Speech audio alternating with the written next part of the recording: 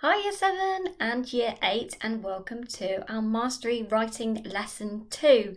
Let's make sure we have everything we need before we start today.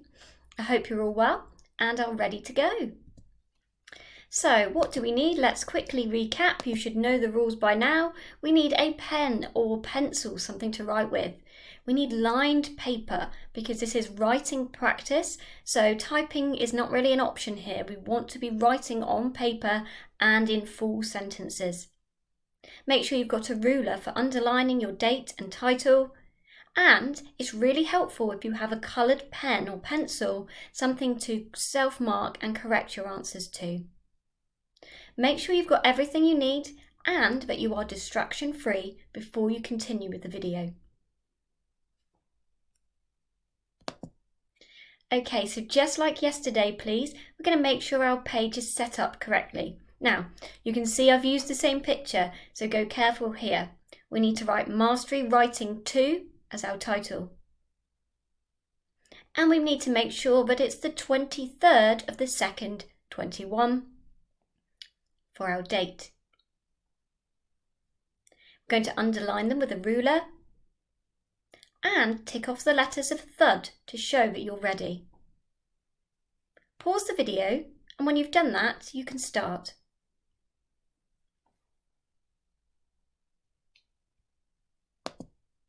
Okay, so what will we be doing today? Well, today's lesson is not just about correcting things, but it's also about writing independently. So that means you will be correcting up some sentences, you'll be putting in the capital letters and the full stops in the right place, and then finally you're going to write your own paragraph about a picture. Okay, so let's have a go at task 1. Task 1 is asking you to do 2 things. Number 1, you need to underline the subject in each of the sentences. So this is important. This is like what we did yesterday.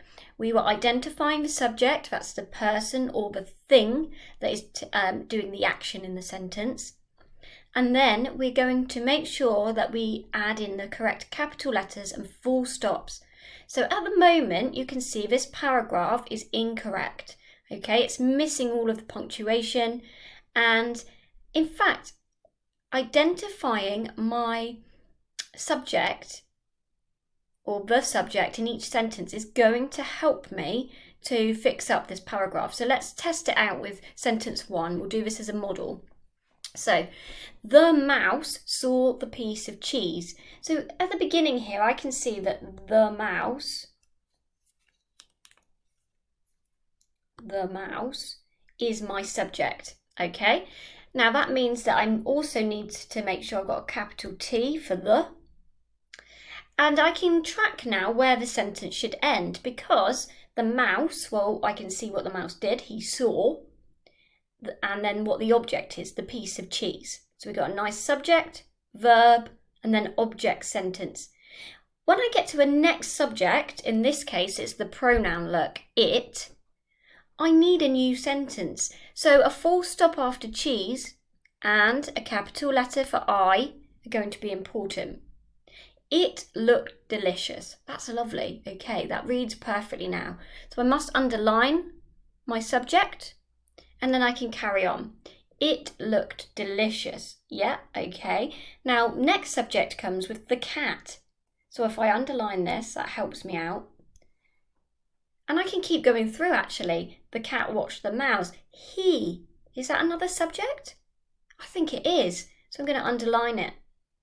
And then I can keep working through my paragraph. Now, if I notice that I've got a new subject, then I need a new sentence. So here, after delicious, I get a full stop and a capital T for the cat. All right, over to you. You need to write these sentences out, underline the subject in each sentence, and fix up the capital letters and full stops. You need to pause the video and have a go at that now. And as an extension for Year 8, can you continue that paragraph for 2 to 3 more sentences? So add in some sentences of your own. Pause the video and do that now, please.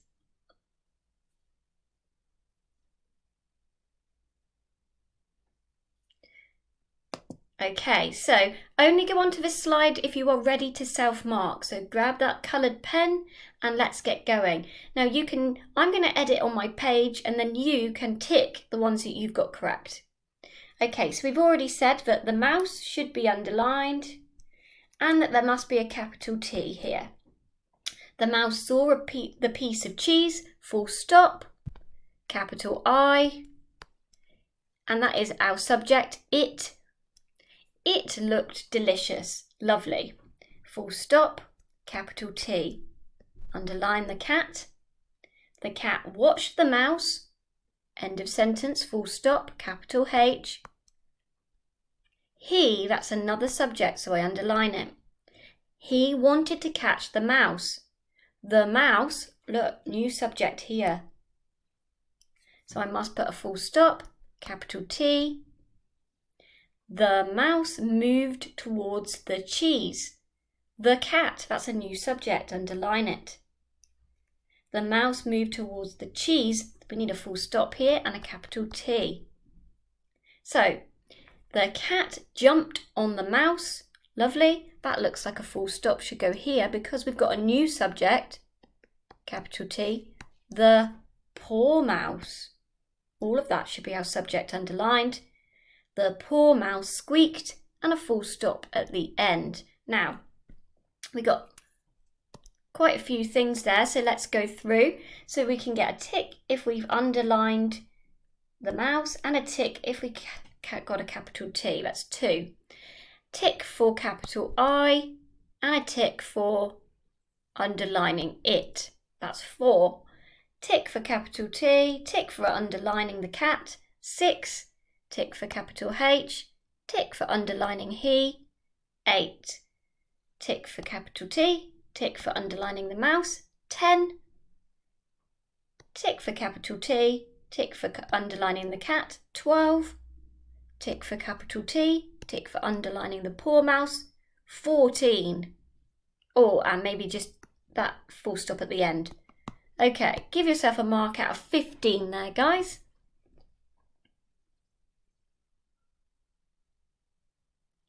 Well done. Okay, next task then. This is a super quick quiz. So I'm going to read you the sentence and you're going to tell me which one is the subject. Okay, a naughty dog stole some sausages from the shopping trolley. Of course he did. My Ted would totally do that. A naughty dog stole some sausages from the shopping trolley. Okay, so is the subject A, dog, B, a naughty dog, C, sausages, D, some sausages, or E, the shopping trolley? No need to write this down. You've got a few seconds here to say which one is correct. Say it out loud on the count of 3. 3, 2, 1. What's the subject? All right, I'm going to give you the answer now and you can see if you were correct. The answer is, let's underline it in the sentence, a naughty dog. Okay, so the correct answer there was B. Okay, well done if you got that right. That's what we want to do, be mastering those skills. So our final task for today then is writing. So we're going to spend a little bit of time planning, writing and editing our paragraph. Let's look at the picture first. Okay. So we can see we've got lots of names on the picture. I'm going to ask you a couple of questions. Who held a fishing rod? See if you can identify them and say their name.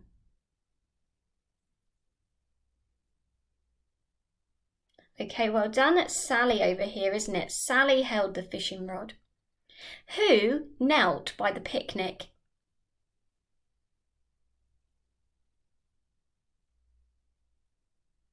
Okay, I think we could have had 2 people here, couldn't we? Look, we've got John who's kneeling here, but Melissa as well. John and Melissa knelt by the picnic. Let's have a look. Let's give you another one. Who waved? See if you can spot them and say their name. Paul. Okay, so Paul waved.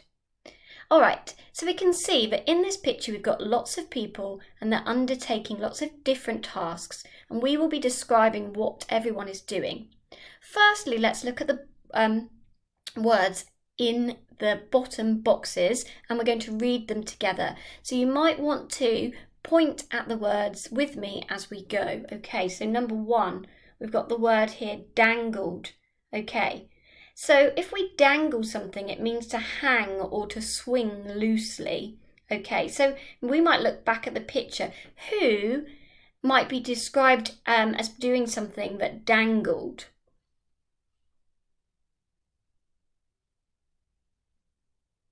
Yeah, I think Sally, she is fishing here, so maybe she dangled the rod into the water.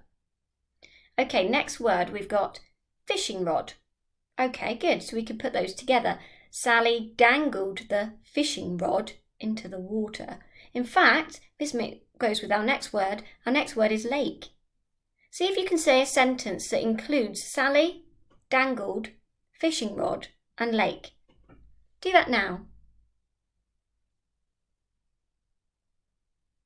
Sally dangled the fishing rod into the lake. Okay, next word, skimmed. Now, to skim something means to go or to move quickly and lightly over or on the surface of it.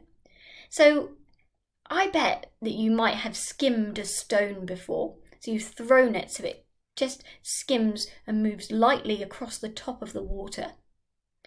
So who in our picture might be described as, whose action might be described as skimming? They skimmed across the water. Yeah, I think Bob over here. So that's going to help me with my planning. Okay, next word then is knelt. We've already looked at who knelt next to the picnic. So we can use that word knelt and picnic together. Next word is water skis. Okay, who is using water skis? Can you spot them? Good, okay, that's Bob again, isn't it? So Bob skimmed over the water on his skis, on his water skis. And finally, we've got the word brought. Okay, so we've got that past tense word of to bring. They brought something to the picnic. So have a look at who's holding something and see if you can say who they are and what they brought to the picnic. Good, I can see that Jane, she's brought something nice in a bowl. Maybe she's brought a salad or perhaps a pudding or a nice dessert. And Carl, he's brought some drinks with him, hasn't he? Okay, so you've got just a couple of minutes here to tell the story verbally. You might do this to someone who's at home with you or a partner in the classroom. Tell the story out loud. Can you say what happened in this picture? Who are the people and what were they doing? Off you go.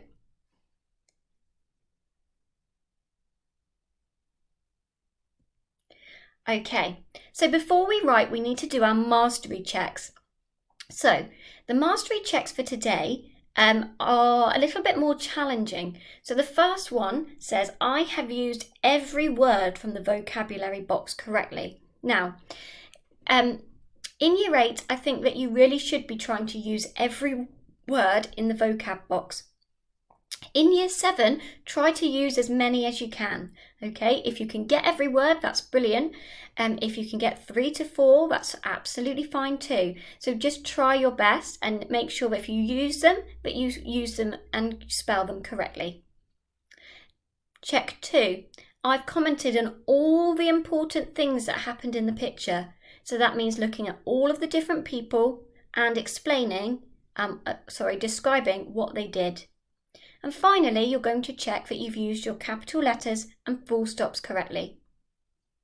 Okay, so over to you now. You have 10 minutes to write your paragraph. So you're going to write a paragraph that says what happened in the picture. And your extension, if you have time, is to say what happened next in the story. So if you haven't used your full 10 minutes and you've finished your paragraph, you're going to say what happened next. Don't forget to use the words in the vocabulary box at the bottom and try to use as many as you can.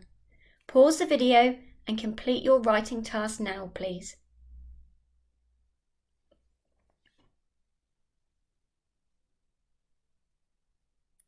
Okay, if you have now completed your writing task and you've spent at least 10 minutes completing it, you're ready to start self-marking. That means you want to get yourself a different coloured pen or pencil, and we're going to have a go at checking and fixing our work. Okay, so in our Mastery Check 1, we were asked to try to include all of the words in the vocabulary box if we could. So in my example here, you can see that I haven't used all of the words, so I put a cross in Check 1. But I can fix up my work to change that. Let's have a look at an example. Sally put her fishing rod in the lake. That sentence is very good, and it uses the subject Sally and the simple past tense word put. But if I wanted to use a word from a vocabulary box, I could improve. And I don't need to say put, I can use another word to describe the fishing rod. So I can say that Sally dangled her fishing rod in the lake, and that's going to improve my work. So if you would like to fix up your sentence to include the verb dangled, do that now. In my next sentence, I've described Bob. Bob skimmed the water on his water skis. That's a good sentence, and it includes a word from the vocab box. Paul rested against a tree. Melissa and John knelt on the ground. Good, I've used the verb knelt there from the vocab box. Jane and Carl joined the picnic. Jane carried a salad and Carl brang drinks. I've circled this one because it's not exactly correct. We don't want to say he brang drinks, we want to write it in the simple past. So a word from the vocab box can help us. What would I replace brang with? That's right, I need to change this to brought. So I'm going to write that carefully.